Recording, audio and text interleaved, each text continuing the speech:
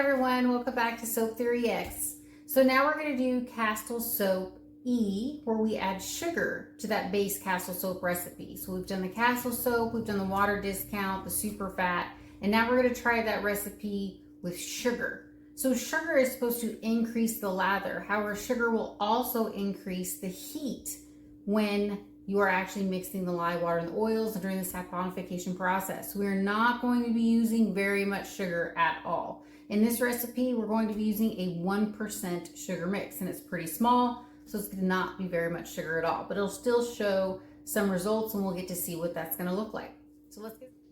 Okay, so as usual, we want to do our water and lye first. So we want our lye mixture so it can cool down. So I've got my container on my scale, turn it on, it should tear out, calibrate to 0. And we want 1.5 ounces of water. Again, whenever making soap, we always do it by weight, not by volume. Okay, so we have 1.5 ounces of water. Let's go ahead and measure out our lye, our sodium hydroxide. So I'm going to tear that out, make sure it's at 0, because we only want to weigh the lye, not the container. And we're using 0.6 ounces of lye.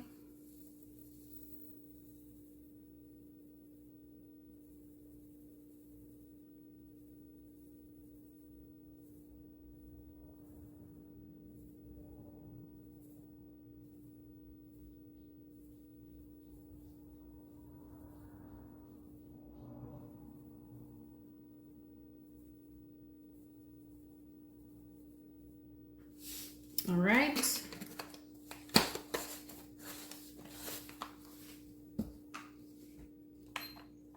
go ahead and mix those together. So if you remember, we mix the lye into the water. This can be slightly obnoxious, so make sure you're not putting your head over in it and kind of just sucking in all that air. It's going to make you cough. A little at a time, stir that around.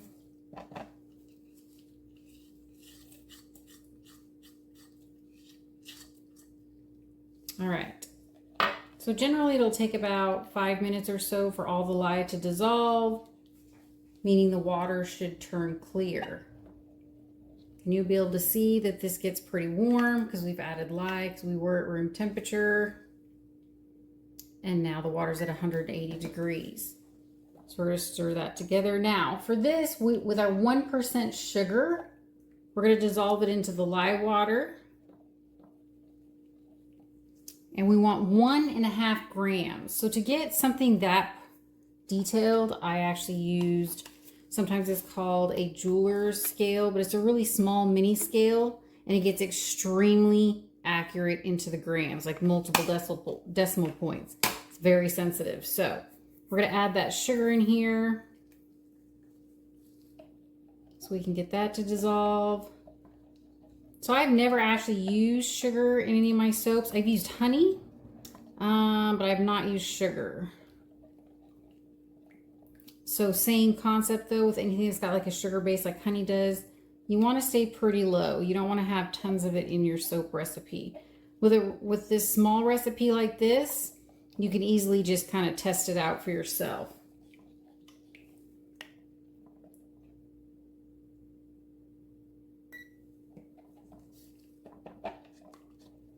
All right, so we're going to set that aside.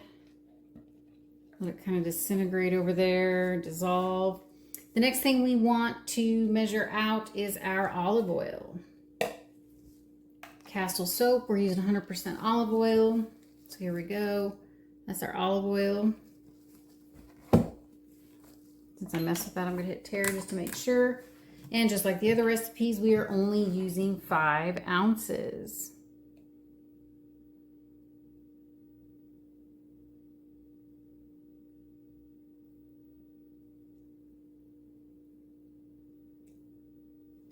Oop, just got a tad more.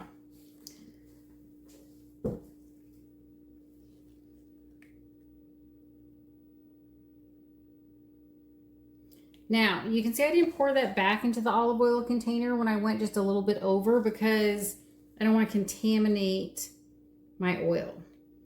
which is why I actually measure everything separately. I really don't like it when I see some makers, they just have one big pot, everything's already in there, and they start pouring everything in, right? The problem with that is if I do over pour, there's nothing I can now do about the recipe. So the formula might slightly need to change depending if I mess it up or not. So I highly recommend pouring and measuring your ingredients separately, not in one big pot. So that way you don't, like you sneeze or somebody bumps you or whatever it is. If you accidentally pour too much of one ingredient in, you're gonna have to adjust the entire formula.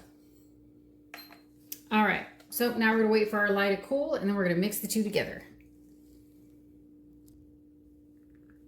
Okay, so our oil and our lye water mixture are pretty close in temperature.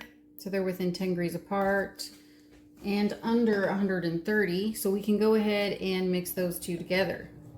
So we are going to pour the lye water with the sugar into the oil. We're pouring down the scraper so that it doesn't splash. All right, and now we can start to blend. All right, it looks like we've reached a trace. Go ahead and get all that off of there.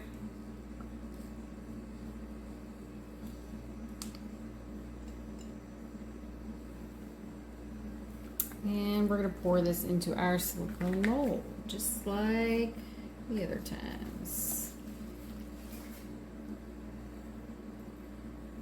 All right, with the silicone molds, you don't need to line them or anything. The soap will release rather easily.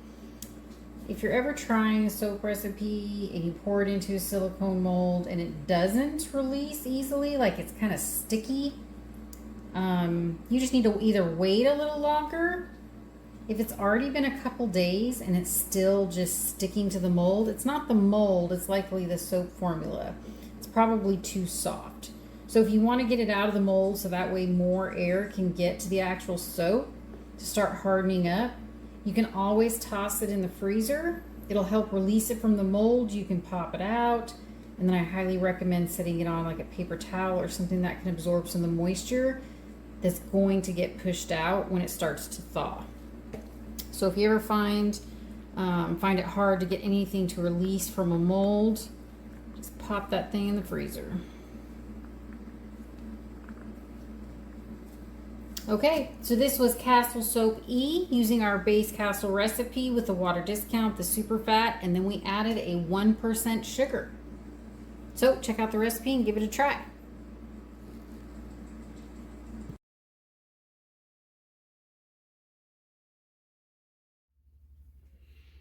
Okay, now we're ready to unmold our Castile Soap E with the sugar. This one also feels nice and buttery. So as it cures, it should get even harder. And honestly, it feels like a lotion bar at this point. It's just super smooth and soft.